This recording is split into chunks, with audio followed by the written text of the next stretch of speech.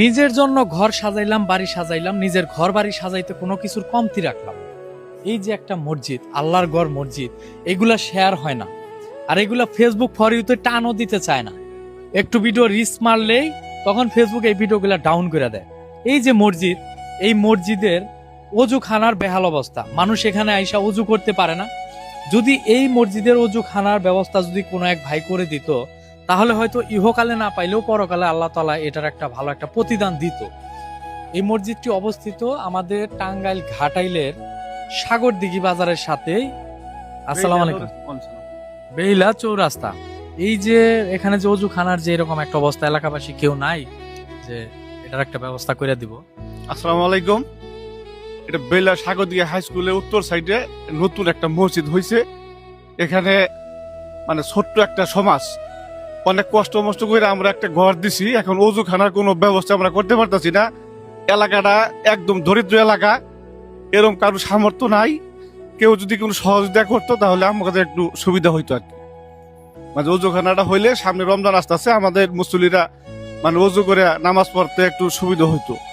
এখন আমাদের খুব সমস্যা আছি, মানে অজুখানা কোনো ব্যবস্থা নাই।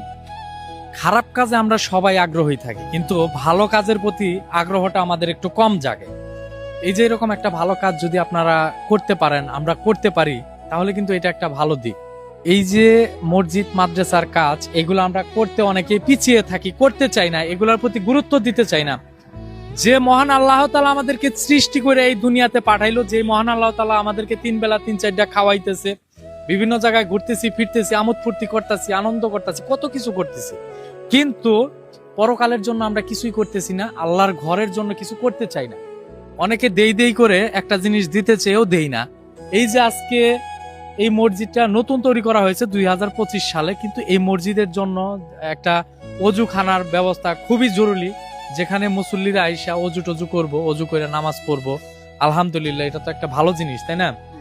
যিনি আমাদের সৃষ্টি করছে তার ইবাদত পালন করা হবে, তার ঘর, দিন দুনিয়ার মালিক তো মহান আল্লাহ তাআলাই। আজকে তার ঘরটা এরকম একটা পরিবেশে থাকবে। এখন বর্তমান যুগে তো বিল্ডিং ছাড়া কোনো মসজিদই নেই। এখন এই যুগে আইসাও যদি এইরকম একটা মসজিদ টিনের ঘর থাকে, তাহলে কেমন? টিনের ঘরের হিসাব বাদই দিলাম, কিন্তু একটা অজুখানার ব্যবস্থা যদি হইতো তাহলে অনেকটাই ভালো হইতো। এই যে সমাজের মানুষ তারা চাচ্ছে যে কোনো এক প্রবাসী ভাই যেন এই অজুখানার ব্যবস্থাটা করে দেয়।